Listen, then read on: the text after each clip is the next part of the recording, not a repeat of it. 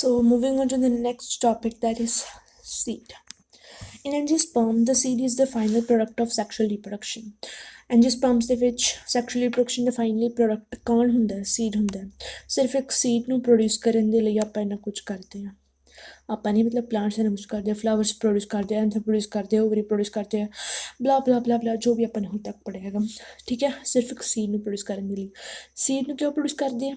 ਕਿਉਂਕਿ ਉਹ ਚਾਹੁੰਦੇ ਆ ਕਿ ਸਾਡੇ ਵਰਗੇ ਹੋਰ ਵੀ ਚੰਗੇ ਚੰਗੇ ਇਨਸਾਨੀ ਜੀਵ ਪੈਦਾ ਹੋਣ ਜਿਹੜੇ ਕਿ ਦੂਜਿਆਂ ਦੀ ਫਲਾਂ ਨਾਲ ਹੋਰ ਚੀਜ਼ਾਂ ਨਾਲ ਕੀ ਮਦਦ ਕਰਨ। Okay, it is often described as a fertilized ovule. ਜਿਹੜਾ ਸੀਡ ਆ ਉਹਨੂੰ ਆਪਾਂ ਹੋਰ ਵੀ ਕੀ ਕਹਿੰਦੇ ਆ? ਫਰਟੀਲਾਈਜ਼ਡ ਓਵਿਊਲ ਕਹਿੰਦੇ ਆ। Seeds are formed inside fruits, ਅਤੇ ਸੀਡਸ ਜਿਹੜੇ ਆ ਫਰੂਟ ਦੇ ਅੰਦਰ ਬਣਦੇ ਆ। ਕਿਉਂ ਸੀਡ ਫਰੂਟ ਦੇ ਅੰਦਰ ਹੀ ਬਣਦੇ ਆ? ਕਿਉਂਕਿ ਫਰਟੀਲਾਈਜੇਸ਼ਨ ਤੋਂ ਪਹਿਲਾਂ ਜਿਹੜਾ ਓਵਿਊਲ ਹੈ ਉਸ ਓਵਰੀ ਦੇ ਅੰਦਰ ਪ੍ਰੈਜ਼ੈਂਟ ਹੁੰਦਾ ਹੈਗਾ, ਅਤੇ ਫਰਟੀਲਾਈਜੇਸ਼ਨ ਤੋਂ ਬਾਅਦ ਜਿਹੜਾ ਸੀਡ ਹੈ ਉਹ ਕਿਹਤੋਂ ਬਣਦਾ? ਓਵਿਊਲ ਤੋਂ ਬਣਦਾ ਹੈ ਨਾ। ਅਤੇ ਜਿਹੜੀ ਓਵਰੀ ਆ ਉਹ ਫਰੂਟ ਦੀ ਡਿਵੈਲਪ ਹੋ ਜਾਂਦੀ ਆ। ਹੁਣ ਡਿਵੈਲਪ ਹੋਣ ਤੋਂ ਬਾਅਦ ਇੱਦਾਂ ਤਾਂ ਹੈ ਨਹੀਂ ਗਾ ਕਿ ਸੀਡ ਬਾਹਰ ਨਿਕਲਿਆ ਆ, ਓਵਿਊਲ ਬਾਹਰ ਨਿਕਲਿਆ ਓਵਰੀ 'ਚੋਂ। ਉਹ ਰਹੂਗਾ ਤਾਂ ਉੱਥੇ ਹੀ, ਇਮੋਟਾਈਲ ਆ ਉਹ ਤਾਂ, ਹੈ ਨਾ, ਮੋਟਾਈਲ ਤਾਂ ਹੈ ਹੀ ਨਹੀਂ। ਤਾਂ ਕਰਕੇ ਸੀਡ ਜਿਹੜੇ ਆ ਫਰੂਟ ਦੇ ਅੰਦਰ ਪ੍ਰੈਜ਼ੈਂਟ ਹੁੰਦੇ ਆ, ਕਿਉਂਕਿ ਫਰਟੀਲਾਈਜੇਸ਼ਨ ਤੋਂ ਪਹਿਲਾਂ ਓਵਿਊਲ ਓਵਰੀ ਦੇ ਅੰਦਰ ਪ੍ਰੈਜ਼ੈਂਟ ਹੁੰਦੇ ਆ। A seed typically consists of a seed coat, cotyledons and an embryo axis.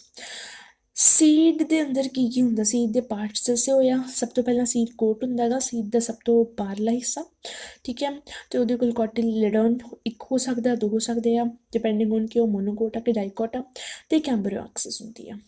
ਠੀਕ ਹੈ, the cotyledons, figure 1.15a, of the embryo are simple structures, generally thick and swollen due to storage of food as in legumes. I think 1.15 is the next figure, right?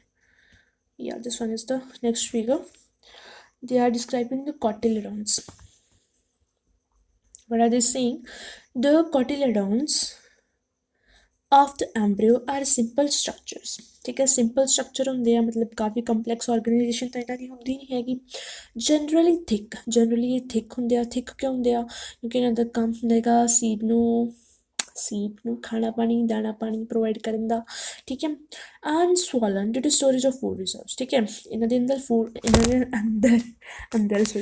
ਅੰਦਰ food reserves present ਹੁੰਦੇ ਆ।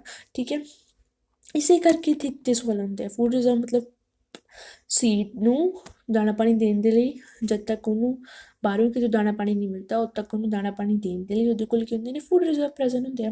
ਇਸ ਕਰਕੇ ਜਿਹੜੇ ਕੋਟਿਲੇਡਨ ਹੁੰਦੇ ਆ ਉਹ ਕੀ ਹੁੰਦੇ ਆ? ਥਿਕ ਅਤੇ ਸਵੋਲਨ ਹੁੰਦੇ ਆ। So here is a cotyledon you mean see. ਇਸ ਚੀਜ਼ ਦੀ ਗੱਲ ਕਰ ਰਹੇ ਆ ਇਹ। ਠੀਕ ਹੈ, ਆ ਕੀ ਨੇ? ਕੋਟਿਲੇਡਨ ਨੇ ਵੈਰੀ ਸਿੰਪਲ ਸਟਰਕਚਰ ਨੇ, ਕੁਛ ਕੰਪਲੈਕਸ ਇਹਦੇ ਵਿੱਚ ਦਿਖ ਨਹੀਂ ਰਿਹਾ ਹੈ ਨਾ, ਅਤੇ ਥਿਕ ਹੁੰਦੇ ਨੇ ਅਤੇ ਸਵੋਲਨ ਹੁੰਦੇ ਨੇ। ਠੀਕ ਹੈ, ਸੇਮ ਬਟ ਡਿਫਰੈਂਟ। ਠੀਕ ਹੈ, ਅਤੇ ਆਹ ਆਪਣੇ ਕੀ ਆ? ਮਾਈਕਰੋਪਾਈਲ ਕੀ ਹੁੰਦਾ? ਉਹ ਰੀਜਨ ਹੁੰਦਾ ਜਿੱਥੇ ਇੰਟੈਗਮੈਂਟਸ ਨਹੀਂ ਪ੍ਰੈਜ਼ੈਂਟ ਹੁੰਦੇ, ਜਿੱਥੇ ਸੀਡ ਕੋਡ ਪ੍ਰੈਜ਼ੈਂਟ ਨਹੀਂ ਹੁੰਦਾ। ਠੀਕ ਹੈ, ਸੀਡ ਕੋਡ ਮਤਲਬ ਜਿਹੜੇ ਟੈਸਟਾਂ ਦੇ ਟੈਗਮੈਂਟ ਨੇ ਉਹ ਪ੍ਰੈਜ਼ੈਂਟ ਨਹੀਂ ਹੁੰਦੇ, ਮਾਈਕਰੋਪਾਈਲ ਉਹਨੂੰ ਕਹਿੰਦੇ ਆ। ਔਰ ਯੂ ਕੈਨ ਸੇ ਕਿ ਜਦੋਂ ਸੀਡ ਜਿਹੜਾ ਉਹ ਪੁੰਗਰੂਗਾ ਹੈ ਨਾ, ਤਾਂ ਜਿਹੜੇ ਪਲਾਂਟਲੇਟਸ ਨੇ ਉਹ ਕਿੱਥੋਂ ਬਾਹਰ ਆਉਣਗੇ, ਉਹਨੂੰ ਆਪਾਂ ਕੀ ਕਹਾਂਗੇ? ਮਾਈਕਰੋਪਾਈਲ।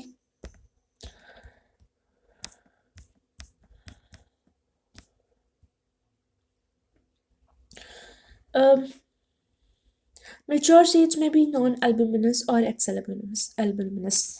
ਇਹਦੀ ਆਪਾਂ non-albuminous ਦੀ ਜਾਂ ਫਿਰ ਇਹਨੂੰ ਕੀ ਹੋਰ ਕਿਹਾ ਜਾਂਦਾ? non-endospermous, ex-albuminous, ਇਹ ਸਾਰੀ ਇੱਕੋ ਚੀਜ਼ ਨੂੰ ਕਿਹਾ ਜਾਂਦਾ।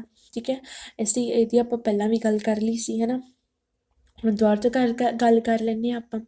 ਜਿਹੜੇ ਮੈਚੋਰ ਸੀਡ ਹੁੰਦੇ ਆ ਉਹ ਕੀ ਹੈ? ਨੋਨ ਐਲਬੂਮਿਨਸ ਜਾਂ ਫਿਰ ਐਕਸ ਐਲਬੂਮਿਨਸ ਵੀ ਹੋ ਸਕਦੇ ਆ, ਐਂਡ ਐਲਬੂਮਿਨਸ ਵੀ ਹੋ ਸਕਦੇ ਆ। ਜਿਹੜੇ ਨੋਨ ਐਲਬੂਮਿਨਸ ਸੀਡਸ ਹੁੰਦੇ ਆ ਉਹਨਾਂ ਦੇ ਕੋਲ ਕੋਈ ਵੀ ਰੈਸੀਜੂਅਲ ਐਂਡੋਸਪਰਮ ਨਹੀਂ ਹੁੰਦਾ। ਠੀਕ ਹੈ, ਕਿਉਂਕਿ ਉਹ ਸਾਰਾ ਦਾ ਸਾਰਾ ਐਂਡੋਸਪਰਮ ਜਿਹੜਾ ਹੈ ਐਂਬਰੀਓ ਦੀ ਡਿਵੈਲਪਮੈਂਟ ਵੇਲੇ ਹੀ ਯੂਜ਼ ਅਪ ਹੋ ਜਾਂਦਾ ਹੈਗਾ, ਕੰਜ਼ਿਊਮ ਹੋ ਜਾਂਦਾ ਹੈਗਾ। ਠੀਕ ਹੈ, ਮਤਲਬ ਜਦੋਂ ਐਂਬਰੀਓ ਡਿਵੈਲਪ ਹੋ ਰਿਹਾ ਹੁੰਦਾ ਹੈਗਾ, ਐਂਬਰੀਓ ਜਿਹੜਾ ਆ ਕਨਵਰਟ ਹੋ ਰਿਹਾ ਹੁੰਦਾ ਹੈਗਾ, ਥੋੜ੍ਹਾ ਮੈਚੋਰ ਐਂਬਰੀਓ ਦੇ ਵਿੱਚ ਤੁਸੀਂ ਕਹਿ ਸਕਦੇ ਹੋ ਜਦੋਂ ਐਂਬਰੀਓ ਕਨਵਰਟ ਹੋ ਰਿਹਾ ਹੁੰਦਾ ਹੈਗਾ ਨਾ, ਐਂਬਰੀਓ ਦੀ ਡਿਵੈਲਪਮੈਂਟ ਦੇ ਸਟੇਜ ਆਉਂਦੀਆਂ ਨੇ, ਪ੍ਰੋ ਐਂਬਰੀਓ, ਹਰਟ ਐਂਬਰੀਓ, ਗਲੋਬੂਲਰ ਐਂਬਰੀਓ। ਐਂਬਲੀਓ ਮੈਂ ਆਰ ਨੂੰ ਰ ਨੂੰ ਲ ਕਿਉਂ ਭੁੱਲੀ ਨਹੀਂ ਹੋ ਜਾਂਦੀ, ਆਈ ਡੋਂਟ ਨੋ। ਐਂਬਰੀਓ ਠੀਕ ਹੈ। ਤਾਂ ਉਸ ਟਾਈਮ ਕੁਛ ਨਹੀਂ, ਬਹੁਤ ਸਾਰੇ ਪਲਾਂਟਸ ਦੇ ਵਿੱਚ ਉਸ ਟਾਈਮ ਹੀ ਸਾਰਾ ਦਾ ਸਾਰਾ ਐਂਡੋਸਪਰਮ ਜਿਹੜਾ ਹੈਗਾ ਉਹ ਕੰਜ਼ਿਊਮ ਹੋ ਜਾਂਦਾ ਹੈਗਾ। ਐਂਡੋਸਪਰਮ ਦਾ ਕੰਮ ਹੀ ਐਂਬਰੀਓ ਡਿਵੈਲਪਮੈਂਟ ਹੁੰਦਾ ਹੈਗਾ, ਐਂਬਰੀਓ ਡਿਵੈਲਪਮੈਂਟ ਦੇ ਖਾਤਰ ਹੀ ਬਣਦਾ। ਅਤੇ ਉਹ ਕਿਹੜੇ ਪਲਾਂਟਸ ਦੇ ਜਿਹਨਾਂ ਦੇ ਵਿੱਚ ਪਹਿਲਾਂ ਹੀ ਸਾਰਾ ਐਂਬਰੀਓ ਜਿਹੜਾ ਹੈ ਉਹ ਕੰਜ਼ਿਊਮ ਹੋ ਜਾਂਦਾ? ਡਾਈਕੋਟਸ। ਡਾਈਕੋਟਸ ਦੇ ਵਿੱਚ ਐਂਬਰੀਓ ਦੀ ਡਿਵੈਲਪਮੈਂਟ ਦੇ ਦੌਰਾਨ ਹੀ ਸਾਰਾ ਐਂਬਰੀਓ ਜਿਹੜਾ ਹੈ ਉਹ ਕੰਜ਼ਿਊਮ ਹੋ ਜਾਂਦਾ ਹੈਗਾ, ਠੀਕ ਹੈ। ਐਕਸੈਪਟ ਇੱਕ ਡਾਈਕੋਟ ਆ, castor. Castor is the only dicot ਜਿਹਦੇ 'ਚ ਨਾ ਐਂਬਰੀਓ ਪਰਸਿਸਟ ਕਰਦਾ ਹੈਗਾ, ਮਤਲਬ ਐਂਬਰੀਓ ਸੌਰੀ ਐਂਡੋਸਪਰਮ ਪਰਸਿਸਟ ਕਰਦਾ ਹੈ, ਮਤਲਬ ਐਂਬਰੀਓ ਦੀ ਡਿਵੈਲਪਮੈਂਟ ਵੇਲੇ ਐਂਡੋਸਪਰਮ ਸਾਰਾ ਦਾ ਸਾਰਾ ਕੰਜ਼ਿਊਮ ਨਹੀਂ ਹੁੰਦਾ ਹੈਗਾ, ਠੀਕ ਹੈ। ਇੱਕ ਤੁਹਾਨੂੰ ਐਗਜ਼ਾਮਪਲ ਦਿੱਤਾ ਹੈ ਪੀ ਅਤੇ ਗਰਾਊਂਡਨਟ ਦਾ, ਕਿ ਡਿਵੈਲਪਮੈਂਟ ਵੇਲੇ ਜਿਹੜਾ ਐਂਬਰੀਓ ਪੂਰਾ ਕੰਜ਼ਿਊਮ ਨਹੀਂ ਹੁੰਦਾ, ਕਿਉਂਕਿ ਪੀ ਅਤੇ ਗਰਾਊਂਡਨਟ ਵੀ ਕੀ ਨੇ? ਡਾਈਕੋਟਸ ਹੀ ਨੇ। ਇੱਕ ਤੁਹਾਨੂੰ ਇੱਕ ਹੋਰ ਚੀਜ਼ ਪਤਾ ਲੱਗ ਗਈ ਕਿ ਪੀ ਅਤੇ ਗਰਾਊਂਡਨਟ ਡਾਈਕੋਟਸ ਨੇ, ਓਕੇ।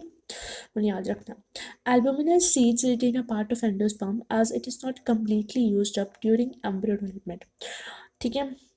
ਹੁਣ ਐਲਬਮਿਨਸ ਸੀਡ ਉਹ ਨਹੀਂ ਹੁੰਦੀ ਕਿ ਜਿਨ੍ਹਾਂ ਦੇ ਕੋਲ ਸਾਰਾ ਦਾ ਸਾਰਾ ਐਂਡੋਸਪਰਮ ਪਿਆ।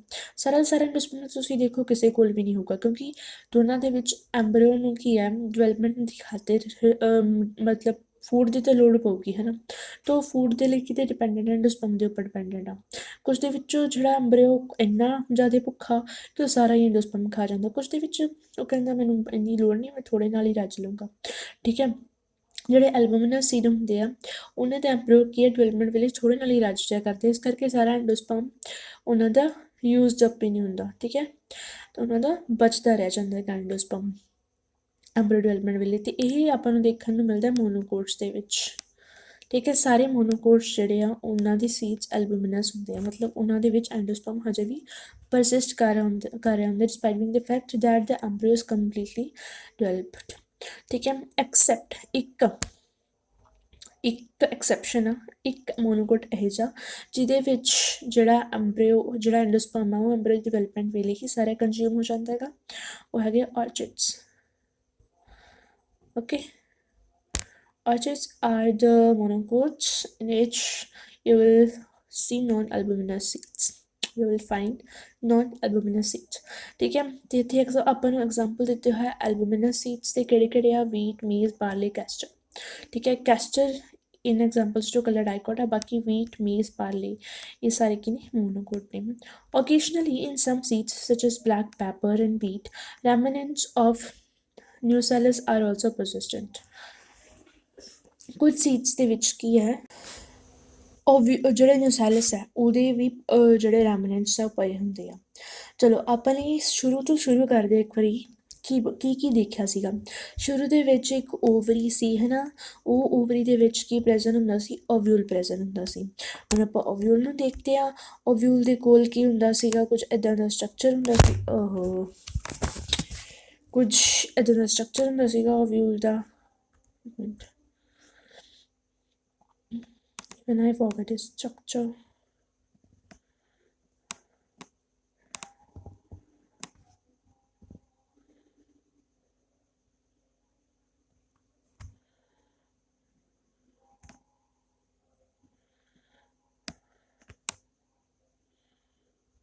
तो ਇੱਥੇ ਮੈਂ ਤਾਂ ਬਣ ਨਹੀਂ ਰਿਹਾ, ਇੱਕ ਮਿੰਟ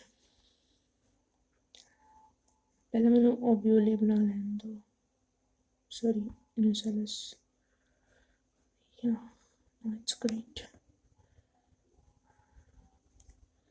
ਕੁਝ ਇੱਦਾਂ ਦਾ ਸਟਰਕਚਰ ਹੁੰਦਾ ਸੀ ਨਾ, ਦੋ ਕਵਰਿੰਗਸ ਹੁੰਦੀਆਂ ਸੀ, ਮਾਈਕਰੋਪਾਈਲ ਹੁੰਦਾ ਸੀ, ਫਿਊਨਿਕਲ ਹੁੰਦਾ ਸੀ, ਇੱਥੇ ਹਾਈਲਮ ਹੁੰਦਾ ਸੀਗਾ, ਅਤੇ ਅੰਦਰ ਜਿਹੜਾ ਸੈੱਲ ਦਾ ਮਾਸ ਹੁੰਦਾ ਸੀ ਉਹ ਮਸਾਂ ਦਾ ਬਣਿਆ ਸੀ।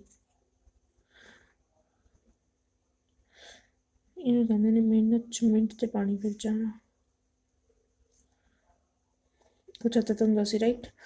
ਐਂਡ ਪਹਿਲਾਂ ਤਾਂ ਨਹੀਂ ਬਣਿਆ ਇਸ ਕਰਕੇ ਮੈਂ ਪੈਨਸਿਲ ਨਾਲ ਬਣਾ ਰਹੀ ਸੀ ਅਤੇ ਉਹ ਚੱਲ ਨਹੀਂ ਰਹੀ ਸੀ ਚੰਗੀ ਤਰ੍ਹਾਂ। ਐਂਡੀ ਹੁੰਦੀ ਵੀ ਡਰਾਇੰਗ ਨਹੀਂ ਗਈ ਮੇਰੀ, ਇੱਥੇ ਵੀ ਸਹੀ ਨਹੀਂ ਬਣਿਆ ਵੈਸੇ, ਠੀਕ ਆ। ਅਤੇ ਇੱਥੇ ਅੰਦਰ ਜਿਹੜੇ ਸੈਲਸ ਹੁੰਦੇ ਸੀ ਉਹਨੂੰ ਆਪਾਂ ਨਿਊਸੈਲਸ ਕਹਿੰਦੇ ਸੀ। ਫਿਰ ਇੱਕ ਕੀ ਕਹਿੰਦੇ ਆ ਮਾਈਕਰੋਪਾਈਲਰ ਐਂਡ ਦੇ ਉੱਪਰ ਨਿਊਸੈਲਸ ਪ੍ਰੈਜ਼ੈਂਟ ਹੁੰਦਾ ਸੀ। ਇਹ ਜਿਹੜਾ ਨਿਊਸੈਲਰ ਸੈੱਲ ਪ੍ਰੈਜ਼ੈਂਟ ਹੁੰਦਾ ਸੀ ਉਹ ਮੈਗਾਸਪੋਰ ਮਦਰ ਸੈੱਲ ਦੀ ਤਰ੍ਹਾਂ ਐਕਟ ਕਰਦਾ ਹੁੰਦਾ ਸੀ। ਅਤੇ ਉਹ ਤੋਂ ਮਿਓਸਿਸ ਕਰਕੇ ਕੀ ਬਣਦੇ ਹੁੰਦੇ ਸੀਗੇ 4 ਮੈਗਾਸਪੋਰ ਬਣਦੇ ਹੁੰਦੇ ਸੀ। ਅਤੇ 4 ਦੇ ਵਿੱਚੋਂ 3 ਡੀਜਨਰੇਟ ਕਰ ਜਾਂਦੇ ਹੁੰਦੇ ਸੀ ਅਤੇ ਸਿਰਫ ਇੱਕ ਜਿਹੜਾ ਹੈ ਉਹ 3 ਮਾਈਟੋਸਿਸ ਤੋਂ ਬਾਅਦ ਜਿਹੜਾ ਐਂਬਰੀਓਸੈਕ ਦੇ ਵਿੱਚ ਡਿਵੈਲਪ ਹੋ ਜਾਂਦਾ ਸੀ। ਅਤੇ ਐਂਬਰੀਓਸੈਕ ਦੇ ਵਿੱਚ 7 ਸੈਲਡ ਅਤੇ 8 ਨਿਊਕਲੀਏਟ ਸਟੇਜ ਹੁੰਦੀ ਸੀ।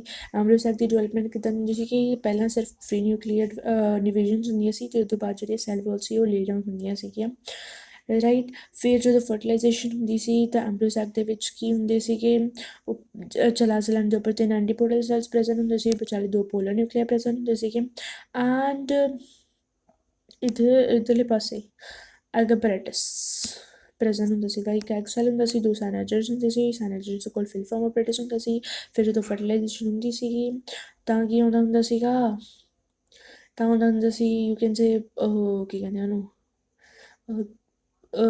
ਪੋਲਨ ਟਿਊਬ ਪੋਲਨ ਟਿਊਬ ਆਉਂਦੀ ਹੁੰਦੀ ਸੀ ਠੀਕ ਹੈ। ਉਹਦੇ ਵਿੱਚ ਮਿਲਕ ਵਿੱਚ ਹੁੰਦੇ ਸੀਗੇ ਅਤੇ ਫਿਰ ਉਹ ਇੱਧਰ ਐਂਟਰ ਕਰ ਜਾਂਦੇ ਸੀ ਮਾਈਕਰੋਪਾਈਲ ਦੇ ਥਰੂ ਅਤੇ ਇਹਨਾਂ ਦੀ ਜ਼ਾਈਗੋਟ ਬਣ ਜਾਂਦਾ ਸੀ ਅਤੇ ਇੱਕ ਐਂਡੋਸਪਰਮ ਬਣ ਜਾਂਦਾ ਹੁੰਦਾ ਸੀਗਾ। ਹੁਣ ਇਹ ਸਭ ਤਾਂ ਦੇਖ ਲਿਆ ਮੈਂ ਸਿਰਫ ਇਹ ਤੁਹਾਨੂੰ ਸਭ ਕੁਛ ਤਾਂ ਦੱਸਿਆ ਕਿਉਂਕਿ ਮੈਂ ਤੁਹਾਨੂੰ ਨਿਊਸੈਲਸ ਦੀ ਯਾਦ ਦਿਵਾਉਣੀ ਸੀ ਹੈ ਨਾ।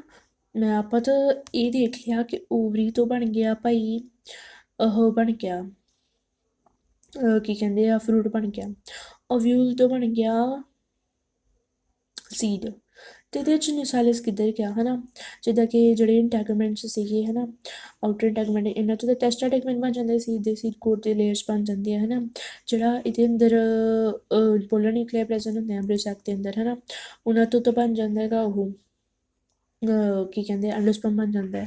ਜਿਹੜਾ ਜ਼ਾਈਗੋਟ ਹੁੰਦਾ ਹੈਗਾ ਉਹ ਤੋਂ ਸੋਰੀ ਜਿਹੜਾ ਜਿਹੜਾ ਐਕਸੈਲ ਹੁੰਦਾ ਉਹ ਤੋਂ ਜ਼ਾਈਗੋਟ ਬਣ ਜਾਂਦਾ ਹੈਗਾ। ਅਤੇ ਆਪਾਂ ਨੇ ਦੇਖਿਆ ਸੀ ਕਿ ਜਿਹੜੇ ਐਂਟੀਪੋਡਲਸ ਅਤੇ ਸਾਈਨਰਜਿਟਸ ਨੇ ਉਹ ਡੀਜਨਰੇਟ ਕਰ ਜਾਂਦੇ। ਆਪਾਂ ਨੇ ਨਿਊਸੈਲਸ ਦੀ ਕੋਈ ਗੱਲ ਹੀ ਨਹੀਂ ਕੀਤੀ ਕਿ ਨਿਊਸੈਲਸ ਤੋਂ ਕੀ ਬਣਿਆ। ਨਿਊਸੈਲਸ ਵੀ ਐਂਟੀਪੋਡਲਸ ਅਤੇ ਸਾਈਨਰਜਿਟਸ ਵਾਂਗੂ ਡੀਜਨਰੇਟ ਹੀ ਕਰ ਜਾਂਦਾ ਬਟ ਇਨ ਸਮ ਕੇਸਿਸ ਜਿਹੜਾ ਨਿਊਸੈਲਸ ਹੈ ਉਹ ਵੀ ਪਰਸਿਸਟ ਕਰ ਜਾਂਦਾ ਹੈਗਾ ਠੀਕ ਹੈ। Occasionally, in some seeds such as black pepper and beet, remnants of nucellus are also present. ਠੀਕ ਹੈ। ਕੁਝ ਸੀਡਸ ਦੇ ਵਿੱਚ ਨਿਊਸੈਲਸ ਦੇ ਜਿਹੜੇ ਰੈਮਨੈਂਟਸ ਨੇ ਰਿਮੇਨਸ ਨੇ ਉਹ ਪ੍ਰੈਜ਼ੈਂਟ ਹੁੰਦੇ ਨੇ ਪਰਸਿਸਟੈਂਟ ਹੁੰਦੇ ਨੇ ਸੌਰੀ ਠੀਕ ਹੈ। ਉਹ ਡੀਜਨਰੇਟ ਨਹੀਂ ਕਰਦੇ ਅਤੇ ਇਸ ਰੈਸੀਜੂਅਲ ਪਰਸਿਸਟੈਂਟ ਨਿਊਸੈਲਸ ਨੂੰ ਕੀ ਕਿਹਾ ਜਾਂਦਾ ਪੈਰੀਸਪਰਮ ਕਿਹਾ ਜਾਂਦਾ। ਪੈਰੀਸਪਰਮ ਕੀ ਕਿਹਾ ਜਾਂਦਾ ਅਗਰ ਜਿਹੜਾ ਨਿਊਸੈਲਸ ਹੈ ਉਹ ਸੀਡ ਦੇ ਵਿੱਚ ਪਰਸਿਸਟ ਕਰਦਾ ਹੋਵੇ ਤਾਂ ਆਪਾਂ ਉਹਨੂੰ ਪੈਰੀਸਪਰਮ ਕਹਿੰਦੇ ਹਾਂ। ਅਤੇ ਆਪਾਂ ਨੂੰ ਕਿਹਦੇ ਵਿੱਚ ਦੇਖਣ ਨੂੰ ਮਿਲਦਾ ਬਲੈਕ ਪੈਪਰ ਦੇ ਵਿੱਚ ਅਤੇ ਬੀਟ ਦੇ ਵਿੱਚ ਇਲਾਇਚੀ ਦੇ ਵਿੱਚ ਆਪਾਂ ਨੂੰ ਦੇਖਣ ਨੂੰ ਮਿਲਦਾ ਇੱਕ ਹੈ ਨਾ। ਬੀਟ ਨੂੰ ਇਲਾਇਚੀ ਨਹੀਂ ਕਹਿੰਦੇ ਵੈਸੇ ਦੱਸਿਆ ਇਲਾਇਚੀ ਦੇ ਵਿੱਚ ਦੇਖਣ ਨੂੰ ਮਿਲਦਾ। Integuments of ovules harden as tough protective seed coats ਠੀਕ ਹੈ। ਮੈਂ ਤੁਹਾਨੂੰ ਦੱਸਦਾ ਕਿ ਜਿਹੜੇ ਇੰਟੈਗਮੈਂਟ ਹੁੰਦੇ ਆ ਉਹ ਕੀ ਹੈ ਟੈਸਟਾ ਅਤੇ ਟੈਗਮੈਂਟ ਜਿਹੜੇ ਆ ਲੇਅਰ ਸੀਡ ਕੋਟ ਦੇ ਲੇਅਰਸ ਨੇ ਉਹਦੇ ਵਿੱਚ ਡਿਵੈਲਪ ਹੋ ਜਾਂਦੇ ਨੇ। The micropyle remains as a small pore in seed coat ਜਿਹੜਾ ਮਾਈਕਰੋਪਾਈਲ ਆ ਉਹ ਉੱਦਾਂ ਤੋਂ ਉੱਦਾਂ ਹੀ ਪਰਸਿਸਟ ਕਰਦਾ ਹੈਗਾ। ਸੀਡ ਕੋਟ ਦੇ ਵਿੱਚ ਇੱਕ ਛੋਟਾ ਜਿਹਾ ਪੋਰ ਹੁੰਦਾ like for example this is the hole seed ਅਤੇ ਉਹਦੇ ਵਿੱਚ ਇੱਕ ਛੋਟੀ ਜਿਹੀ ਮੋਰੀ ਹੋਊਗੀ ਠੀਕ ਹੈ। ਇਸਨੂੰ ਆਪਾਂ ਕੀ ਕਹਿੰਦੇ ਹਾਂ ਮਾਈਕਰੋਪਾਈਲ ਠੀਕ ਹੈ। ਬਾਕੀ ਸਾਰਾ ਆਲੇ ਦੁਆਲੇ ਕੀ ਹੋਊਗਾ ਸੀਡ ਕੋਡ ਪ੍ਰੈਜ਼ੈਂਟ ਹੋਊਗਾ। ਜੇ ਸੀਡ ਕੋਡ ਪ੍ਰੈਜ਼ੈਂਟ ਹੋਊਗਾ ਸਾਰੇ ਕਿਤੇ ਸਾਰੇ ਸੀਡ ਦੇ ਵਿੱਚ ਹੀ ਹੈ ਨਾ ਤਾਂ ਫਿਰ ਜਦੋਂ ਪਲਾਂਟ ਨੇ ਜਰਮੀਨੇਟ ਕਰਨਾ ਹੋਊਗਾ ਤਾਂ ਉਹ ਕਿੱਥੋਂ ਬਾਹਰ ਨਿਕਲ ਕੇ ਆਊਗਾ। ਇਸ ਕਰਕੇ ਕੋਈ ਨਾ ਕੋਈ ਓਪਨਿੰਗ ਤਾਂ ਹੋਣੀ ਜ਼ਰੂਰੀ ਨਾ। ਹਜੇ ਤਾਂ ਜਦੋਂ ਪਲਾਂਟ ਜਰਮੀਨੇਟ ਕਰਨਾ ਹੁਣ ਤੁਸੀਂ ਕਹੋਗੇ ਪਲਾਂਟ ਤਾਂ ਬਹੁਤ ਹਾਰਡ ਹੁੰਦਾ ਤਾਂ ਉਹ ਤਾਂ ਨਿਕਲ ਕੇ ਆਊਗਾ ਨਾ ਤਾਂ ਸੀਡ ਕੋਟ ਦੱਸੀ ਨਹੀਂ ਚੀਰ ਕੇ ਆ ਜਾਊਗਾ। ਪਰ ਜਦੋਂ ਨਿਕਲਦੇ ਪਲਾਂਟਲੈਟਸ ਨਿਕਲਦੇ ਛੋਟੇ ਛੋਟੇ ਉਹ ਤਾਂ ਬਹੁਤ ਪੋਲੇ ਹੁੰਦੇ ਆ। This facilitates entry of oxygen and water into the seed during germination ਠੀਕ ਹੈ। ਅਤੇ ਚਲੋ ਕਿਸੇ ਨਾ ਕਿਸੇ ਤਰ੍ਹਾਂ ਪਲਾਂਟਲੇਟ ਤਾਂ ਬਾਹਰ ਆ ਵੀ ਜਾਊਗਾ ਹੈ ਨਾ ਜਦੋਂ ਉਹ ਜਰਮੀਨੇਟ ਹੋਊਗਾ। ਫਿਰ ਉਹਦੀ ਜਰਮੀਨੇਸ਼ਨ ਦੇ ਲਈ ਆਕਸੀਜਨ ਅਤੇ ਵਾਟਰ ਉਹਦੇ ਅੰਦਰ ਜਾਣਾ ਸੀਡ ਦੇ ਅੰਦਰ ਜਾਣਾ ਉਹ ਵੀ ਤਾਂ ਜ਼ਰੂਰੀ ਹੈ। ਐਂਬਰੀਓ ਦੇ ਕੋਲ ਆਕਸੀਜਨ ਅਤੇ ਵਾਟਰ ਪਹੁੰਚੂਗਾ ਤਾਂ ਹੀ ਤਾਂ ਜਰਮੀਨੇਟ ਹੋਊਗਾ ਅਤੇ ਆਕਸੀਜਨ ਅਤੇ ਵਾਟਰ ਤਾਂ ਸੀਡ ਕੋਟ ਦਾ ਅਸੀਂ ਨਹੀਂ ਚੀਰ ਸਕਦੇ ਹੈ ਨਾ। ਅਤੇ ਇਸ ਕਰਕੇ ਮਾਈਕਰੋਪਾਈਲ ਪ੍ਰੈਜ਼ੈਂਟ ਹੁੰਦਾ ਹੈਗਾ ਓਕੇ। ਮਾਈਕਰੋਪਾਈਲ ਦੇ ਥਰੂ ਸੀਡ ਐਂਬਰੀਓ ਤੱਕ ਹੈ ਨਾ ਸੀਡ ਦੇ ਅੰਦਰ ਐਂਬਰੀਓ ਤੱਕ ਆਕਸੀਜਨ ਅਤੇ ਵਾਟਰ ਪਹੁੰਚਦੇ ਨੇ।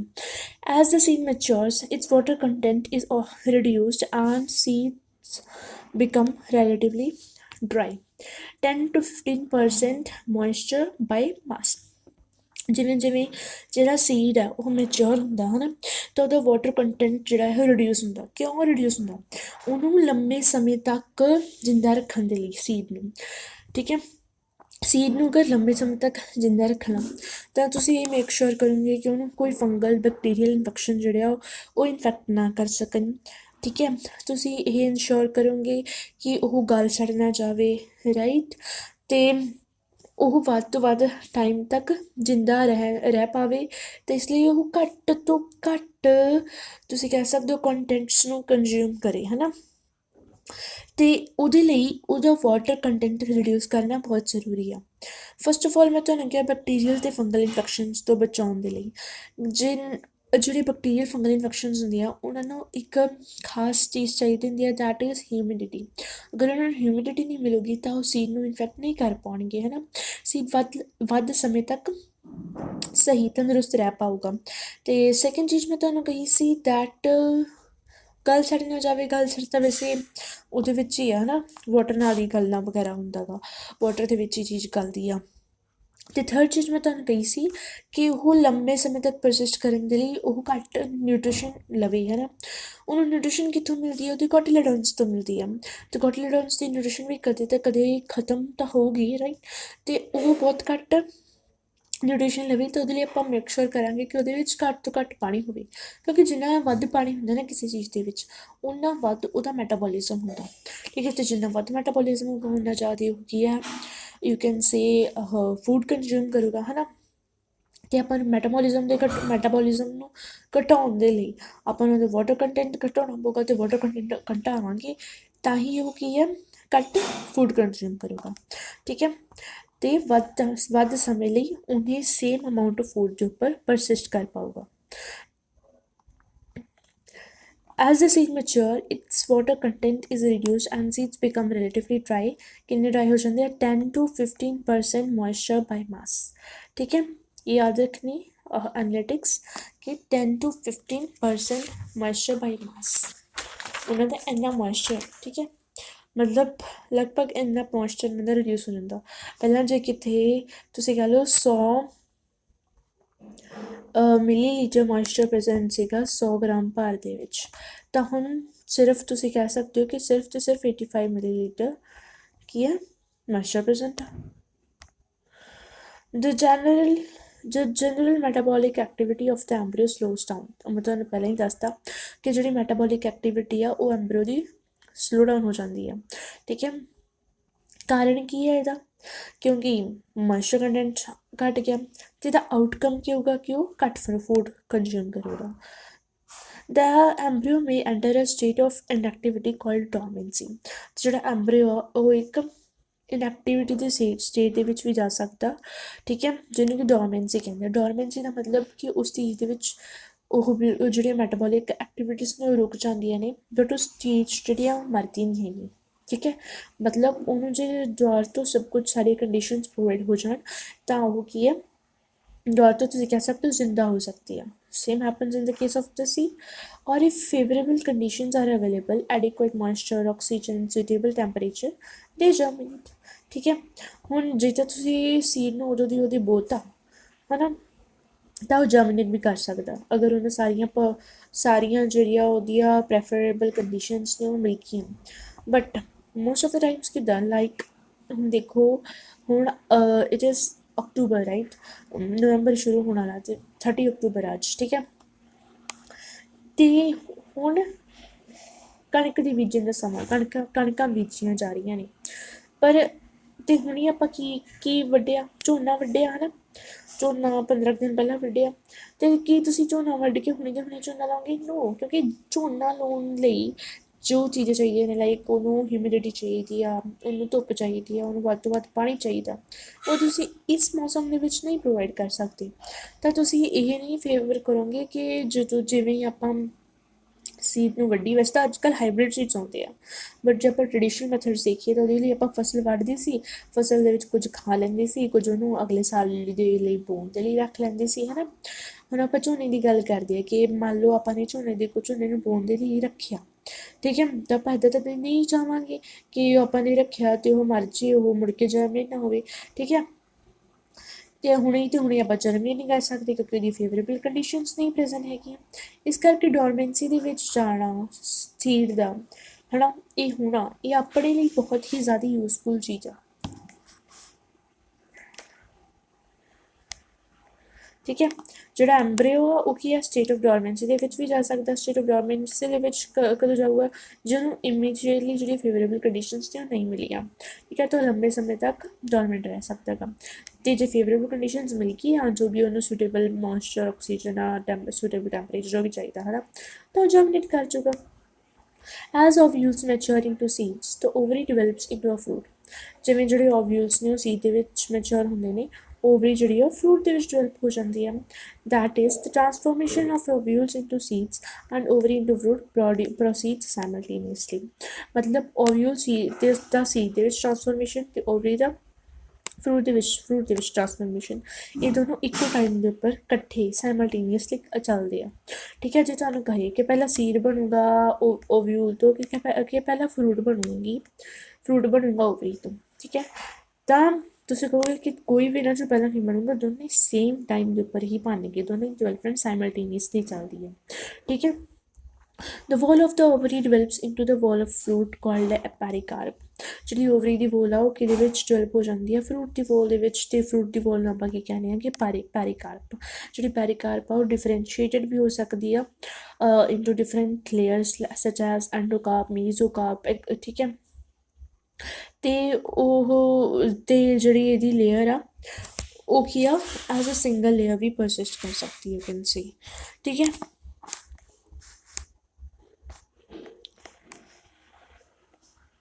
ਲਾਈਕ ਆਪਾਂ ਗੱਲ ਕਰਦੇ ਹਾਂ ਹੁਣ 2 ਟਾਈਪਸ ਦੇ ਫਰੂਟਸ ਦੀ ਗੱਲ ਕਰਦੇ ਹਾਂ ਇਹਨੂੰ ਸਮਝਣ ਦੇ ਲਈ।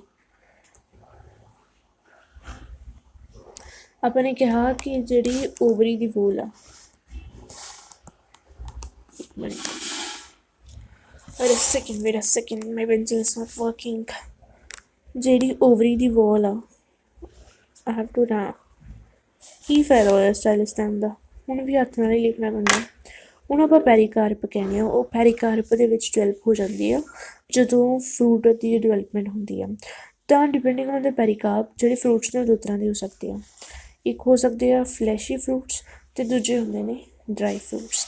ਜਿਹੜੇ ਫਲੈਸ਼ੀ ਫਰੂਟਸ ਹੁੰਦੇ ਆ ਨਾ, ਉਹਨਾਂ ਦੇ ਵਿੱਚ ਜਿਹੜੀ ਪੈਰੀਕਾਰਪ ਹੁੰਦੀ ਹੈ ਉਹ ਹੁੰਦੀ ਹੈ ਕਿ ਡਿਫਰੈਂਸ਼ੀਏਟਡ। ਪੈਰੀਕਾਰਪ ਕੀ ਹੁੰਦੀ ਹੈ ਫਲੈਸ਼ੀ ਫਰੂਟਸ ਦੇ ਵਿੱਚ, ਡਿਫਰੈਂਸ਼ੀਏਟਡ ਹੁੰਦੀ ਹੈ। ਅਤੇ ਡਰਾਈ ਫਰੂਟਸ ਦੇ ਵਿੱਚ ਅਨਡਿਫਰੈਂਸ਼ੀਏਟਡ ਹੁੰਦੀ ਹੈ। ਠੀਕ ਹੈ। ਹੁਣ ਆਪਾਂ ਫਲੈਸ਼ੀ ਫਰੂਟਸ ਦੀ ਗੱਲ ਕਰਦੇ ਹਾਂ। what is happening? Okay, fleshy fruits ਦੀ ਗੱਲ ਕਰਦੇ ਹਾਂ। ਆਓ ਕਿੰਨਾ ਸੋਹਣਾ ਲੱਗ ਰਿਹਾ ਨਾ।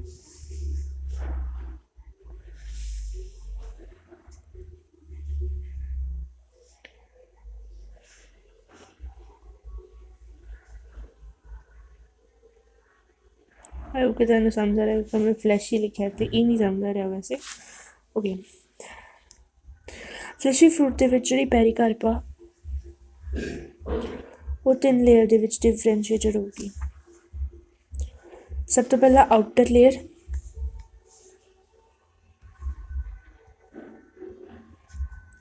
ਆਊਟਰ ਲੇਅਰ ਨੂੰ ਆਪਾਂ ਕਹਿੰਦੇ ਹਾਂਗੇ ਐਪੀਕਾਰਪ। ਅਤੇ ਉਸ ਤੋਂ ਬਾਅਦ ਆਉਂਦੀ ਹੈਗੀ middle layer.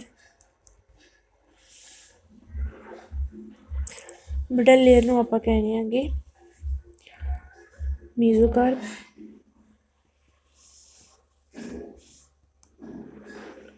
and next comes inner layer। inner layer ਨੂੰ ਆਪਾਂ ਕਹਿੰਦੇ ਹਾਂਗੇ ਐਂਡੋਕਾਰਪ। ਜਿਵੇਂ ਆਪਣਾ ਜਿਹੜਾ ਮੈਂਗੋ ਆ ਉਹ ਕੀ ਇੱਕ ਫਲੈਸ਼ੀ ਫਰੂਟ ਆ, ਤਾਂ ਉਹਦੇ ਵਿੱਚ 3 ਲੇਅਰਸ ਪ੍ਰੈਜ਼ੈਂਟ ਹੁੰਦੀ ਹੈ। ਜਿਹੜਾ ਮੈਂਗੋ ਦਾ ਛਿਲਕਾ ਹੁੰਦਾ ਉਹ ਹੁੰਦਾ ਹੈਗਾ ਐਪੀਕਾਰਪ। ਅਤੇ ਉਹਦੇ ਬਾਅਦ ਮੈਂਗੋ ਦੇ ਅੰਦਰ ਜਿਹੜਾ ਆਪਾਂ ਫਲੈਸ਼ੀ ਪਾਰਟ ਖਾਣਾ ਪਸੰਦ ਕਰਦੇ ਹਾਂ, ਜਿਹੜਾ ਜੂਸੀ ਪਾਰਟ ਹੁੰਦਾ ਹੈਗਾ ਹੈ ਨਾ, ਉਹ ਹੁੰਦਾ ਹੈਗਾ ਮੀਜ਼ੋਕਾਰਪ। ਅਤੇ ਉਹਦੇ ਬਾਅਦ ਜਿਹੜੇ ਗੁਠਲੀ ਹੁੰਦੀ ਹੈ, ਗੁਠਲੀ ਦੇ ਬਾਹਰ ਜਿਹੜੀ ਚਿੱਟੀ ਚਿੱਟੀ ਕਵਰਿੰਗ ਹੁੰਦੀ ਆ ਉਹ ਹੁੰਦੀ ਹੈ ਐਂਡੋਕਾਰਪ ਹੁੰਦੀ ਆ। ਜਿਹੜਾ ਸੀਡ ਸਾਰਿਆਂ ਨੂੰ ਲੱਗਦਾ ਉਹ ਗੁਠਲੀ ਆ, ਉਹ ਸੀਡ ਆ। ਨੋ, ਐਂਡੋਕਾਰਪ ਦੇ ਵੀ ਅੰਦਰ ਸੀਡ ਪ੍ਰੈਜ਼ੈਂਟ ਹੁੰਦਾ ਗਾ। Okay, the wall of the develops in the wall of fruit, ਠੀਕ ਹੈ। ਓਵਰੀ ਦੀ ਵੋਲ ਆਫ ਫਰੂਟ ਦੇ ਵਿੱਚ ਡਿਵੈਲਪ ਹੋ ਜਾਂਦੀ ਹੈ, ਅਤੇ ਇਹਨੂੰ ਆਪਾਂ ਪੈਰੀਕਾਰਪ ਕਹਿੰਦੇ ਹਾਂ। ਜਿਹੜੇ ਫਰੂਟਸ ਨੇ ਉਹ ਫਲੈਸ਼ੀ ਹੋ ਸਕਦੇ ਆ, ਜਿੱਦਾਂ ਕਿ ਗਾਵਾ, ਔਰੇਂਜ, ਮੈਂਗੋ, ਇਹਨਾਂ ਦੇ ਵਿੱਚ ਆਪਾਂ ਨੂੰ ਦੇਖਣ ਨੂੰ ਮਿਲਦੇ ਆ, ਜਾਂ ਡਰਾਈ ਵੀ ਹੋ ਸਕਦੇ, ਜਿੱਦਾਂ ਕਿ ਗਰਾਊਂਡਨਟ ਦੇ ਵਿੱਚ, ਮਸਟਰਡ ਦੇ ਵਿੱਚ ਆਪਾਂ ਨੂੰ ਡਰਾਈ ਫਰੂਟਸ ਦੇਖਣ ਨੂੰ ਮਿਲਦੇ ਨੇ। Many fruits have evolved mechanisms for dispersal of seeds. ਕਾਫੀ ਸਾਰੇ ਫਰੂਟਸ ਨੇ ਜਿਹੜਾ ਹੈਗਾ ਕਾਫੀ ਮੈਕੈਨਿਜ਼ਮਸ ਜਿਹੜੇ ਇਵੋਲਵ ਕਰੇ ਹੋਏ, ਡਿਵੈਲਪ ਕਰੇ ਹੋਏ ਆ ਸੀਡਸ ਨੂੰ ਡਿਸਪਰਸ ਕਰਨ ਦੇ ਲਈ। ਲਾਈਕ ਸਮ ਫਰੂਟਸ ਦੇ ਵਿੱਚ ਕੀ ਹੁੰਦਾ ਕਿ ਫਰੂਟ ਨਾ ਇੱਕੋਦਮ ਬਹੁਤ ਜ਼ਿਆਦਾ ਫੋਰਸ ਨਾਲ ਫਟ ਜਾਂਦਾ ਵਾ, ਠੀਕ ਹੈ। ਉਹ ਵੀ ਇੱਕ ਸੀਡ ਡਿਸਪਰਸਲ ਦਾ ਮੈਕੈਨਿਜ਼ਮ ਆ। Recall the classification of fruits and their dispersal mechanisms that you have studied in early classes. Is there any relationship between number of ovules in any ovary and the number of seeds present in a fruit, ਠੀਕ ਹੈ। ਕਿ ਤੁਸੀਂ ਦੱਸ ਸਕਦੇ ਹੋ ਕਿ ਇੱਕ ovary ਦੇ ਵਿੱਚ, ਓਵਿਊਲ ਦੇ ਵਿੱਚ ਕਿੰਨੇ, ਇੱਕ ਓਵਰੀ ਦੇ ਵਿੱਚ ਕਿੰਨੇ ਓਵਿਊਲ ਨੇ, ਉਹਨਾਂ ਦਾ ਕੋਈ ਰਿਸ਼ਤਾ ਨਾਤਾ ਹੈਗਾ ਇੱਕ ਫਰੂਟ ਦੇ ਵਿੱਚ ਕਿੰਨੇ ਸੀਡਸ ਨੇ ਉਹਨਾਂ ਨਾਲ। ਯੈਸ ਓਬਵੀਅਸਲੀ, ਕਿਉਂਕਿ ਜਿੰਨੇ ਓਵਿਊਲ ਹੋਣਗੇ ਉਨੇ ਹੀ ਸੀਡ ਹੋਣਗੇ ਨਾ। Why? Because until and unless ਕਿ ਜਿਹੜਾ ਤੁਹਾਡਾ ਫਰੂਟ ਆ ਉਹ ਫਿਗ ਵਰਗਾ ਨਾ ਹੋਵੇ, ਕਿਉਂਕਿ ਫਿਗ ਦੇ ਵਿੱਚ ਕੀ ਹੁੰਦਾ, ਜਾਂ ਮਤਲਬ ਫਿਗ ਵੀ ਹੁੰਦਾ, ਹੋਰ ਵੀ ਕਈ ਹੁੰਦੇ ਆ ਉਹਨਾਂ ਦੇ ਵਿੱਚ ਕਿ ਜਿਹੜੇ ਆਪਾਂ ਨੇ ਪਿੱਛੇ ਪੜ੍ਹੀ ਆਈ ਆ ਹੈ ਨਾ, ਕਿ ਜਿਹੜੇ ਇਨਸੈਕਟਸ ਨੇ ਉਹਦੇ ਐਗ ਲੇ ਕਰਦੇ ਆ, ਅਤੇ ਫਿਰ ਉਹਨਾਂ ਦੇ ਡਿਵੈਲਪਿੰਗ ਐਂਬਰੀਓ ਜਿਹੜੇ ਆ ਡਿਵੈਲਪਿੰਗ ਸੀਡਸ ਦੇ ਉੱਪਰ, ਡਿਵੈਲਪਿੰਗ ਲਾਰਵਾ ਜਿਹੜੇ ਆ ਉਹ ਡਿਵੈਲਪਿੰਗ ਸੀਡਸ ਦੇ ਉੱਪਰ, ਡਿਵੈਲਪਿੰਗ ਐਂਬਰੀਓਸ ਦੇ ਉੱਪਰ ਕੀ ਆ, ਫੀਡ ਕਰਦੇ ਆ। ਤਾਂ ਕਰਕੇ ਉਦੋਂ ਪਹਿਲਾਂ ਜਿੰਨੇ ਓਵਿਊਲ ਹੋਣਗੇ ਹੈ ਨਾ, ਉਨੇ ਤਾਂ ਓਬਵੀਅਸਲੀ ਸੀਡਸ ਨਹੀਂ ਹੋਣ ਲੱਗੇ, ਐਗਜ਼ੈਕਟ ਨੰਬਰ ਤੋਂ ਉਹਨਾਂ ਨਹੀਂ ਹੋਣ ਲੱਗਿਆ ਹੈ ਨਾ। ਬਟ ਯੂ ਕੈਨ ਸੀ ਕਿ ਜਿੰਨੇ ਜ਼ਿਆਦਾ ਓਵਿਊਲ ਹੋਣਗੇ ਉਨੇ ਜ਼ਿਆਦਾ ਹੀ ਸੀਡਸ ਹੋਣਗੇ। ਡਾਇਰੈਕਟਲੀ ਪ੍ਰਪੋਰਸ਼ਨਲ ਤੁਸੀਂ ਕਹਿ ਸਕਦੇ ਹੋ, ਠੀਕ ਹੈ, ਕਿ ਦੋਨੋਂ ਡਾਇਰੈਕਟਲੀ ਪ੍ਰਪੋਰਸ਼ਨਲ ਹੈ। ਪਰ ਆਪਾਂ ਇੱਦਾਂ ਨਹੀਂ ਕਹਿ ਸਕਦੇ ਕਿ ਜਿੰਨੇ ਓਵਿਊਲ ਹੋਣਗੇ ਉਨੇ ਹੀ ਸੀਡਸ ਹੋਣਗੇ। That is the wrong statement. In most plants, by the time the fruit develops from the ovary, other floral parts degenerate and fall off. ਕਾਫੀ ਸਾਰੇ ਪਲਾਂਟਸ ਦੇ ਵਿੱਚ ਜਦ ਜਿਵੇਂ ਜਿਵੇਂ ਨਾ ਫਰੂਟ ਡਿਵੈਲਪ ਹੁੰਦਾ ਓਵਰੀ ਤੋਂ, ਬਾਕੀ ਸਾਰੇ ਜਿਹੜੇ ਪਾਰਟਸ ਹੁੰਦੇ ਆ, ਜਿੱਦਾਂ ਕਿ ਪੈਟਲ ਹੋ ਗਿਆ, ਸੈਪਲ ਹੋ ਗਿਆ, ਇਹ ਕੀ ਆ, ਡਿੱਗ ਜਾਂਦੇ ਆ ਡੀਜਨਰੇਟ ਕਰਕੇ ਹੈ ਨਾ। ਬਟ ਕਈਆਂ ਦੇ ਵਿੱਚ ਪਰਸਿਸਟ ਵੀ ਕਰਦੇ ਆ, ਲਾਈਕ ਤੁਸੀਂ ਬ੍ਰਿੰਜਲ ਦੇਖ ਲਓ, ਟੋਮੈਟੋ ਦੇਖ ਲਿਓ, ਉਹਨਾਂ ਦਾ ਸੈਪਲ ਪਰਸਿਸਟ ਕਰ ਰਿਹਾ ਹੁੰਦਾ ਵਾ, ਠੀਕ ਹੈ। ਬਟ ਇੱਥੇ ਆਪਾਂ ਉਹਨਾਂ ਦੀ ਗੱਲ ਨਹੀਂ ਕਰ ਰਹੇ, ਆਪਾਂ ਗੱਲ ਕਰਦੇ ਹਾਂ ਕਿ ਕਈਆਂ ਦੇ ਵਿੱਚ ਇਹ ਜਿਹੜੇ ਫਲੋਰਲ ਪਾਰਟਸ ਆ ਉਹ ਵੀ ਫਰੂਟ ਫੋਰਮੇਸ਼ਨ ਦੇ ਵਿੱਚ ਜਿਹੜੇ ਆ ਆਪਦਾ ਹਿੱਸਾ ਦਿੰਦੇ ਆ ਹੈ ਨਾ। ਕਹਿੰਦੇ ਅਸੀਂ ਵੀ ਫਰੂਟ ਬਣਾਵਾਂਗੇ। ਇਟ ਇਜ਼ ਨਾਟ ਦੈਟ ਕਿ ਸਾਰਾ ਫਰੂਟ ਹੀ ਇਹਨਾਂ ਤੋਂ ਬਣਦਾ। ਮੋਸਟ ਆਫ ਦ ਟੀਚਰਸ ਜਿਹੜੇ ਆ ਉਹ ਫਾਲਸ ਫਰੂਟ ਦੀ ਜਿਹੜੀ ਡੈਫੀਨੇਸ਼ਨ ਉਹ ਗਲਤ ਲਿਖਾਉਂਦੇ ਆ। ਉਹ ਕਹਿੰਦੇ ਆ ਕਿ the fruit which is developed from any other structure other than the ovary, ਠੀਕ ਹੈ। It is not like that. Ovary ਤੋਂ ਬਣਦਾ, ਬਟ ਇੱਕ ਕੋਈ ਨਾਲ ਓਵਰੀ ਤੋਂ ਇਲਾਵਾ ਹੋਰ ਵੀ ਨਾਲ ਸਟਰਕਚਰ ਲੈ ਲੈਂਦਾ ਹੈਗਾ, ਠੀਕ ਹੈ। ਜਿਵੇਂ ਕਿ ਐਪਲ ਹੋ ਗਿਆ ਹੈ ਨਾ, ਸਟ੍ਰਾਬੇਰੀ, ਕੈਸ਼ੂ ਹੋ ਗਈ, ਠੀਕ ਹੈ। ਇਹਨਾਂ ਦੇ ਵਿੱਚ ਜਿਹੜਾ ਥੈਲੇਮਸ ਆ ਉਹ ਵੀ ਫਰੂਟ ਫੋਰਮੇਸ਼ਨ ਦੇ ਵਿੱਚ ਕੰਟਰੀਬਿਊਟ ਕਰਦਾ, ਠੀਕ ਹੈ। ਅਤੇ ਇੱਦਾਂ ਦੇ ਫਰੂਟਸ ਨੂੰ ਕੀ ਹੈ, ਫਾਲਸ ਫਰੂਟ ਕਿਹਾ ਜਾਂਦਾ। ਥੈਲੇਮਸ ਕਿਹਨਾਂ ਦੇ ਵਿੱਚ ਕੰਟਰੀਬਿਊਟ ਕਰਦਾ? ਐਪਲ ਦੇ ਵਿੱਚ, ਸਟ੍ਰਾਬੇਰੀ ਦੇ ਵਿੱਚ, ਅਤੇ ਕੈਸ਼ੂ ਦੇ ਵਿੱਚ ਥੈਲੇਮਸ ਦਾ ਕੰਟਰੀਬਿਊਸ਼ਨ ਹੁੰਦਾ in the fruit formation. Most fruits however develop only from the ovary and are called true fruits. True fruits ਉਹ ਹੁੰਦੇ ਆ ਜਿਹੜੇ ਕਿ ਸਿਰਫ ਅਤੇ ਸਿਰਫ ਓਵਰੀ ਤੋਂ ਹੀ ਬਣਦੇ ਆ, ਅਤੇ ਫਾਲਸ ਫਰੂਟ ਉਹ ਹੁੰਦੇ ਆ ਜਿਹੜੇ ਓਵਰੀ ਤੋਂ ਇਲਾਵਾ ਨਾਲ ਕਿਸੇ ਹੋਰ ਸਟਰਕਚਰ ਤੋਂ ਵੀ ਬਣਦੇ ਆ। It is not like that ਕਿ ਜਿਹੜੇ ਟਰੂ ਫਰੂਟਸ ਨੇ ਓਵਰੀ ਤੋਂ ਬਣਨਗੇ, ਜਿਹੜੇ ਫਾਲਸ ਫਰੂਟਸ ਨੇ ਉਹ ਓਵਰੀ ਤੋਂ ਇਲਾਵਾ ਕਿਸੇ ਹੋਰ ਸਟਰਕਚਰ ਤੋਂ ਬਣਨਗੇ, ਠੀਕ ਹੈ। ਉਹ ਡੈਫੀਨੇਸ਼ਨ ਗਲਤ ਹੁੰਦੀ ਆ। Although in most of the species fruits are the result of fertilization, there are a few species in which fruits develop without fertilization, ਠੀਕ ਹੈ। ਹਾਲਾਂਕਿ ਜਿਹੜੀ ਬਹੁਤ ਸਾਰੀਆਂ ਨੇ, ਮਤਲਬ ਜਿਹੜੀ ਜ਼ਿਆਦਾਤਰ ਸਪੀਸ਼ੀਜ਼ ਹੁੰਦੀਆਂ ਨੇ ਉਹਨਾਂ ਦੇ ਵਿੱਚ ਜਿਹੜੇ ਫਰੂਟਸ ਨੇ ਉਹ ਫਰਟੀਲਾਈਜੇਸ਼ਨ ਤੋਂ ਬਾਅਦ ਹੀ ਬਣਦੇ ਆ। ਬਟ ਕੁਝ ਸਪੀਸ਼ੀਜ਼ ਦੇ ਵਿੱਚ ਬਿਨਾਂ ਫਰਟੀਲਾਈਜੇਸ਼ਨ ਤੋਂ ਵੀ। ਅਤੇ ਪਾਰਥੀਨੋਕਾਰਪਿਕ ਫਰੂਟ ਦਾ ਬੈਸਟੈਸਟ ਐਗਜ਼ਾਮਪਲ ਹੈਗਾ ਬਨਾਨਾ, ਠੀਕ ਹੈ। ਬਨਾਨਾ ਇੱਕ ਪਾਰਥੀਨੋਕਾਰਪਿਕ ਫਰੂਟ ਆ। ਹੈਵ ਯੂ ਵੰਡਰਡ ਕਿ ਤੁਹਾਨੂੰ ਬਨਾਨਾ ਦੇ ਵਿੱਚ ਕੋਈ ਵੀ ਸੀਡਸ ਕਿਉਂ ਨਹੀਂ ਦੇਖਣ ਨੂੰ ਮਿਲਦੇ? ਸੀਡਸ ਤੁਹਾਨੂੰ ਤਾਂ ਦੇਖਣ ਨੂੰ ਮਿਲਣਗੇ ਨਾ ਕਿ ਅਗਰ ਉਹ ਫਰਟੀਲਾਈਜੇਸ਼ਨ ਤੋਂ ਬਾਅਦ ਬਣੇ। ਸੀਡਸ ਤਾਂ ਫਰਟੀਲਾਈਜੇਸ਼ਨ ਤੋਂ ਬਾਅਦ ਡਿਵੈਲਪ ਕਰਦੇ ਆ, ਬਟ ਬਨਾਨਾ ਦੇ ਵਿੱਚ ਫਰਟੀਲਾਈਜੇਸ਼ਨ ਤੋਂ ਬਿਨਾਂ ਹੀ ਫਰੂਟ ਦੀ ਡਿਵੈਲਪਮੈਂਟ ਹੋ ਜਾਂਦੀ ਹੈ। ਇਸ ਕਰਕੇ ਆਪਾਂ ਉਹਨੂੰ ਕੀ ਕਹਿੰਦੇ ਹਾਂ, ਪਾਰਥੀਨੋਕਾਰਪਿਕ ਫਰੂਟ ਕਹਿੰਦੇ ਆਂਗੇ। ਠੀਕ ਹੈ, ਇਸੇ ਕਰਕੇ ਉਹਦੇ ਵਿੱਚ ਜਿਹੜੇ ਸੀਡਸ ਨੇ ਆਪਾਂ ਨੂੰ ਨਹੀਂ ਦੇਖਣ ਨੂੰ ਮਿਲਦੇ। Parthenocarpy can be induced through the application of growth hormones and such fruits are seedless. ਇੱਥੇ ਵੀ ਲਿਖਤਾ ਇਹਨਾਂ ਨੇ ਕਿ ਜਿਹੜੇ ਪਾਰਥੀਨੋਕਾਰਪਿਕ ਫਰੂਟਸ ਹੁੰਦੇ ਨੇ ਉਹ ਸੀਡਲੈਸ ਹੁੰਦੇ ਨੇ, ਉਹਦੇ ਵਿੱਚ ਕੋਈ ਵੀ ਬੀਜ ਨਹੀਂ ਹੁੰਦੇ ਹੈਗੇ। ਅਤੇ ਜਿਹੜੀ ਪਾਰਥੀਨੋਕਾਰਪੀ ਆ ਹੈ ਨਾ, ਉਹ ਆਪਾਂ ਇੰਡਿਊਸ ਵੀ ਕਰ ਸਕਦੇ ਹਾਂ, ਮਤਲਬ ਜਿਹੜੇ ਨੈਚੁਰਲੀ ਪਾਰਥੀਨੋਕਾਰਪਿਕ ਪਲਾਂਟਸ ਨਹੀਂ ਹੈਗੇ, ਠੀਕ ਹੈ, ਨੈਚੁਰਲੀ ਅਗਰ ਕੋਈ ਪਾਰਥੀਨੋਕਾਰਪਿਕ ਫਰੂਟ ਨਹੀਂ ਵੀ ਡਿਵੈਲਪ ਹੁੰਦਾ ਤਾਂ ਵੀ ਆਪਾਂ ਉਹਨੂੰ ਡਿਵੈਲਪ ਕਰਾ ਸਕਦੇ ਹਾਂ with the application of growth hormones. ਠੀਕ ਹੈ, ਗਰੋਥ ਹਾਰਮੋਨਸ ਦੀ ਨੂੰ ਇੰਜੈਕਟ ਕਰਕੇ, ਹੈ ਨਾ। ਜਿੱਦਾਂ ਕਿ ਐਪਲ ਆ, ਐਪਲ ਤਾਂ ਫਰਟੀਲਾਈਜੇਸ਼ਨ ਤੋਂ ਬਾਅਦ ਹੀ ਬਣਦਾ, ਹਾਲਾਂਕਿ ਉਹ ਫਾਲਸ ਫਰੂਟ ਹੈ, apple is a false fruit because ਉਹ in addition to the ovary thalamus ਦੀ ਕੰਟਰੀਬਿਊਸ਼ਨ ਹੁੰਦੀ ਹੈ ਜਿਹੜੀ ਫਰੂਟ ਫਾਰਮੇਸ਼ਨ ਦੇ ਵਿੱਚ। ਬਟ ਅਗਰ ਆਪਾਂ ਗਰੋਥ ਹਾਰਮੋਨਸ ਦੀ ਐਪਲੀਕੇਸ਼ਨ ਨੂੰ ਅਪਲਾਈ ਕਰੀਏ ਤਾਂ ਆਪਾਂ ਉਹਦੇ ਵਿੱਚ ਫਾਲਸ ਫਰੂਟ ਵੀ ਡਿਵੈਲਪ ਕਰ ਸਕਦੇ ਹਾਂ, ਮਤਲਬ ਵਿਦਾਊਟ ਦ ਫਰਟੀਲਾਈਜੇਸ਼ਨ ਆਪਾਂ ਉਹਦੇ ਵਿੱਚ ਫਰੂਟ ਬਣਾ ਸਕਦੇ ਹਾਂ। ਐਂਡ ਉਹ ਫਰੂਟ ਟਰੂ ਵੀ ਹੋ ਸਕਦਾ, ਫਾਲਸ ਵੀ ਹੋ ਸਕਦਾ। ਹੁਣ ਪਾਰਥੀਨੋਕਾਰਪਿਕ ਫਰੂਟ ਨੂੰ ਮੈਂ ਟਰੂ ਅਤੇ ਫਾਲਸ ਕਿੱਦਾਂ ਕਹਿ ਰਹੀ ਹਾਂ? ਟਰੂ ਫਰੂਟ ਉਹ ਆ ਜਿਹੜਾ ਕਿ ਓਵਰੀ ਤੋਂ ਬਣਦਾ, ਨਾ ਕਿ ਉਹ ਆ ਜਿਹੜਾ ਓਵਰੀ ਤੋਂ ਬਣਦਾ ਆਫਟਰ ਫਰਟੀਲਾਈਜੇਸ਼ਨ। ਤੁਸੀਂ ਦੇਖ ਸਕਦੇ ਹੋ ਇੱਥੇ ਆਫਟਰ ਫਰਟੀਲਾਈਜੇਸ਼ਨ ਕੋਈ ਨਹੀਂ ਲਿਖਿਆ ਹੋਇਆ, ਸਿਰਫ ਇੰਨਾ ਹੀ ਆ ਕਿ ਟਰੂ ਫਰੂਟ ਉਹ ਆ ਜਿਹੜਾ ਓਵਰੀ ਤੋਂ ਬਣਦਾ ਗਾ। ਠੀਕ ਹੈ, ਉਹ ਪਾਰਥੀਨੋਕਾਰਪੀ ਤੋਂ ਬਣਿਆ ਜਾਂ ਫਰਟੀਲਾਈਜੇਸ਼ਨ ਤੋਂ ਬਣਿਆ ਜਾਂ ਡਜ਼ਨਟ ਮੈਟਰ। ਠੀਕ ਹੈ, ਇਸ ਕਰਕੇ ਬਨਾਨਾ ਇਜ਼ ਅ ਟਰੂ ਫਰੂਟ, ਕਿਉਂਕਿ ਬਨਾਨਾ ਜਿਹੜਾ ਹੈ ਉਹ ਬਣਦਾ ਤਾਂ ਓਵਰੀ ਤੋਂ ਆ, but despite being a true fruit it is also a parthenocarpic fruit, ਕਿਉਂਕਿ ਹਾਲਾਂਕਿ ਬਣਦਾ ਓਵਰੀ ਤੋਂ ਬਟ ਉਹ ਵਿਦਾਊਟ ਫਰਟੀਲਾਈਜੇਸ਼ਨ ਬਣਦਾ। I hope you could have understood it। ਹੁਣ ਆਪਾਂ ਇੱਥੇ ਡਾਇਗਰਾਮਸ ਦੇਖ ਲੈਂਦੇ ਹਾਂ, ਫਿਗਰਸ ਦੇਖ ਲੈਂਦੇ ਹਾਂ ਸਾਰੀਆਂ। ਓਕੇ, ਆਪਾਂ ਨੇ ਆ ਕੀ ਸੀ, ਵੈਰੀ ਸਿੰਪਲ ਸਟਰਕਚਰ, ਕੋਟਿਲਿਡੋਨਸ ਦੇ ਥਿਕਨਡ swollen structures because they contain high reserve food material. This is the microbial opening of the seed through which oxygen and water can enter the seed for the embryo germination, or can say seed germination। ਤੇ ਆਪਾਂ ਨੂੰ ਅੱਗੇ ਇੱਕ ਹੋਰ ਬੀਜ ਦਿੱਤਾ ਹੋਇਆ, let me ਸੀ ਦ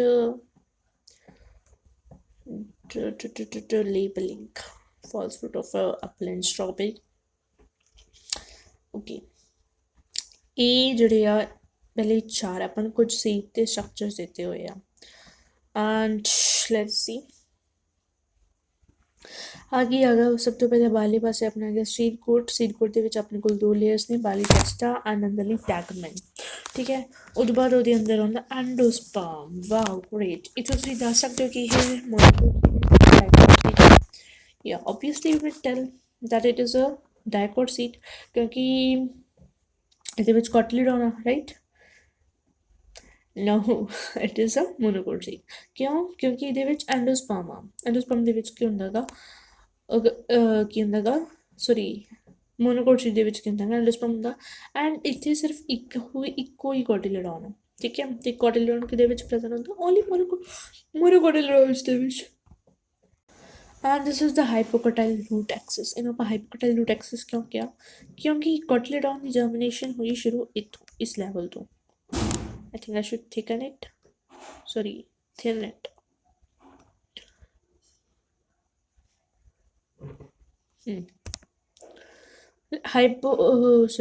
ਕੋਟਿਲਿਡੋਨ ਦੀ germination ਇਸ ਲੈਵਲ ਤੋਂ ਸ਼ੁਰੂ ਹੋਈ ਆ, ਫਰੋਮ ਦਿਸ ਲੈਵਲ। ਅਤੇ ਇਹਦੇ ਨੀਚੇ ਵਾਲੀ ਜਿਹੜੀ ਐਂਬਰੀਓਨਲ ਐਕਸਿਸ ਦਾ ਪਾਰਟ ਹੋਊਗਾ ਉਹਨੂੰ ਆਪਾਂ ਹਾਈਪੋਕੋਟਾਈਲ ਕਹਾਂਗੇ ਨਾ, ਹਾਈਪੋਕੋਟਾਈਲ ਰੂਟ ਐਕਸਿਸ। ਅਤੇ ਜੋ ਉੱਪਰ ਵਾਲਾ ਜਿਹੜਾ ਐਂਬਰੀਓਨਲ ਐਕਸਿਸ ਦਾ ਪਾਰਟ ਹੋਊਗਾ, like this one, right, this one, okay, ਉਹਨੂੰ ਆਪਾਂ ਕੀ ਕਹਾਂਗੇ? ਐਪੀਕੋਟਾਈਲ ਰੂਟ ਐਕਸਿਸ ਕਹਾਂਗੇ, epicotyl shoot axis we can ਸੀ।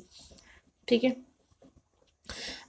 ਕੀ ਆ ਇਸ ਲੈਵਲ ਤੋਂ, ਸੋਰੀ ਥੋੜਾ ਗਲਤ ਹੋ ਗਿਆ, ਇਸ ਲੈਵਲ ਤੋਂ ਕੋਟਿਲਿਡੋਨ ਦੀ ਜਿਹੜੀ ਡਿਵੈਲਪਮੈਂਟ ਆ ਉਹ ਸਟਾਰਟ ਹੋਈ ਹੈ। ਤਾਂ ਨੀਚੇ ਵਾਲੀ ਐਕਸਿਸ ਕੀ ਹੋਗੀ? ਹਾਈਪੋਕੋਟਾਈਲ ਰੂਟ ਐਕਸਿਸ। ਉੱਪਰ ਆਪਣਾ ਸ਼ੂਟ ਐਪੀਕਲ ਮੈਰਿਸਟਮ ਪ੍ਰੈਜ਼ੈਂਟ ਆ, ਅਤੇ ਆ ਆਪਣਾ ਕੋਟਿਲਿਡੋਨ। ਠੀਕ ਹੈ, ਕਿਹੜਾ? ਜਿਸ ਵਨ ਇੱਥੇ ਆਪਣਾ ਕੋਟਿਲਿਡੋਨ, ਇਹ ਵਾਲਾ ਆ ਤਾਂ ਐਂਡੋਸਪਰਮ। ਠੀਕ ਹੈ, this is the reserve food endosperm. ਅਤੇ ਆਹ ਬਾਹਰਲੇ ਪਾਸੇ ਆਪਣੀਆਂ ਲੇਅਰਸ ਪ੍ਰੈਜ਼ੈਂਟ ਨੇ, ਟੈਸਟਾ ਟੈਗਮੈਨ। ਠੀਕ ਹੈ, ਅਤੇ ਆ ਆਪਣਾ ਕੋਟਿਲਿਡੋਨ ਪ੍ਰੈਜ਼ੈਂਟ ਆ, ਆ ਜਿਹੜਾ ਲਾਈਟ ਗ੍ਰੀਨ ਕਲਰ ਦਾ ਤੁਹਾਨੂੰ ਦਿਖ ਰਿਹਾ ਹੋਏਗਾ। ਠੀਕ ਹੈ, ਅਤੇ ਇੱਥੇ ਆਪਣੇ ਨੀਚੇ ਰੂਟ ਟਿਪ ਪ੍ਰੈਜ਼ੈਂਟ ਆ। ਉਹ ਵਗੈਰਾ ਦਾ next seed this one is also monocot, इसे सिर्फ अपने को इको ही डाइकोट सीधा ते होएगा पहला वाला। ठीक है,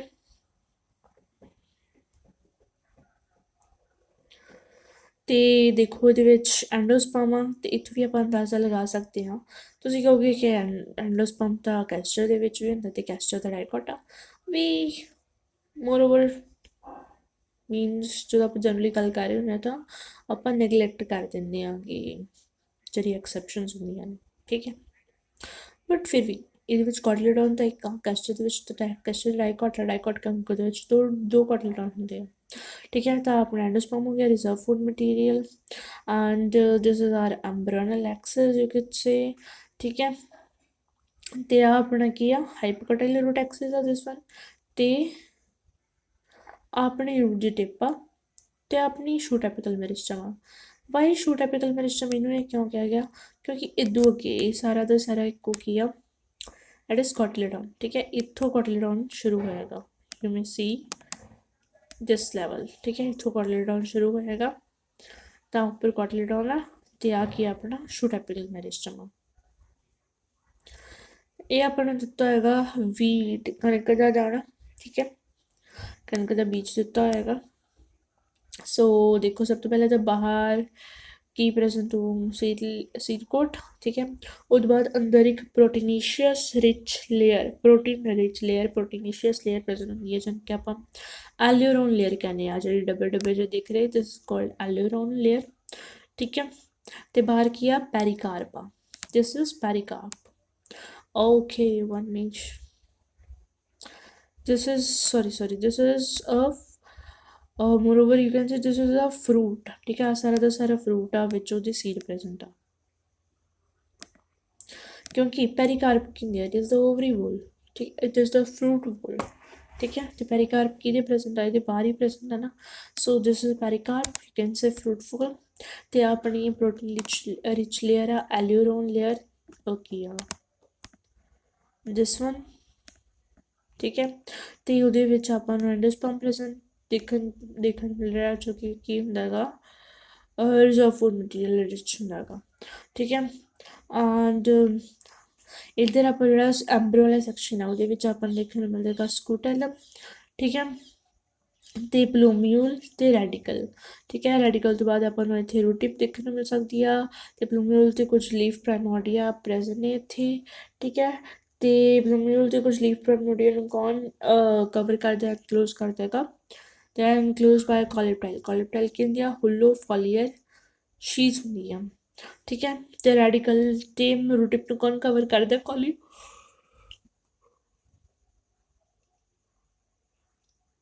ਕੋਲਿਓਰਾਈਜ਼ਾ। ਤੇ ਕੋਲਿਓਰਾਈਜ਼ਾ ਕੀ ਹੁੰਦੀ ਆ, ਅਨਡਿਫਰੈਂਸ਼ੀਏਟਡ ਸ਼ੀਜ਼ ਹੁੰਦੀ ਆ।